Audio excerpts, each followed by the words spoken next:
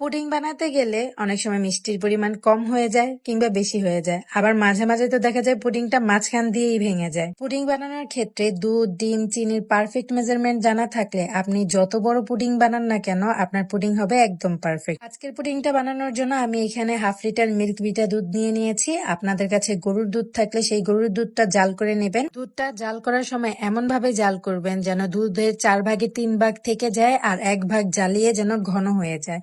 তো এই দুধটাকে আমি নামিয়ে নিয়েছি। এরপর এর মধ্যে 1.5 টেবিল চামচের মতো গুঁড়া দুধ দিয়েছি।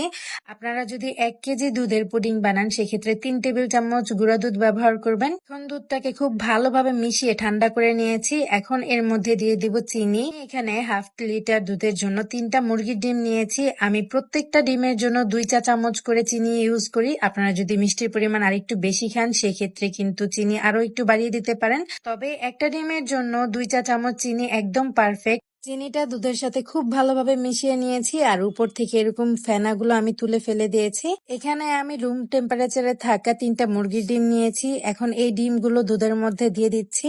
আপনারা চাইলে ডিম এখানে আরো একটা বাড়িয়ে দিতে পারেন, তবে আধা কেজি দুধের জন্য আমি সবসময় 3টা ডিম ব্যবহার করি।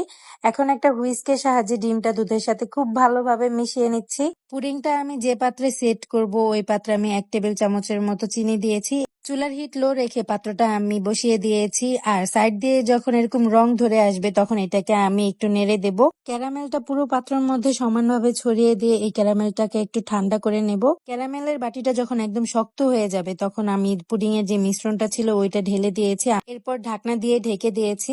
একটা বড় পাতিলে আমি পর্যাপ্ত পরিমাণে পানি নিয়েছি আর একটা স্ট্যান্ড বসিয়ে দিয়েছি যাতে বাটিটা বসানোর পর এই বাটিটা না নড়ে।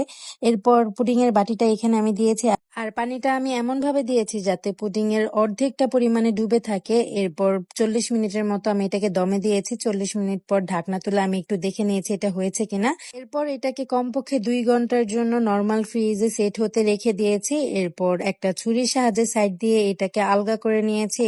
এরপর এই পাত্রটার উপরে একটা প্লেট বসিয়ে পাত্রটাকে উল্টে দিয়ে এই পুডিংটা নামিয়ে নিয়েছি। বাচ্চার সন্ধ্যার নাস্তার জন্য আমি প্রায় সময় 1/2 লিটার দুধ আর 3টা ডিম দিয়ে মজাদার এই পুডিংটা তৈরি করে থাকি। যারা মনে করেন যে অল্প দুধ দিয়ে পুডিং হয় না তাদের জন্য আজকের রেসিপিটা একদম পারফেক্ট হবে। তো ভিডিওটি আর বড় করছি না, রেসিপিটি কেমন লাগলো জানাবেন। Thanks for watching. আল্লাহ হাফেজ।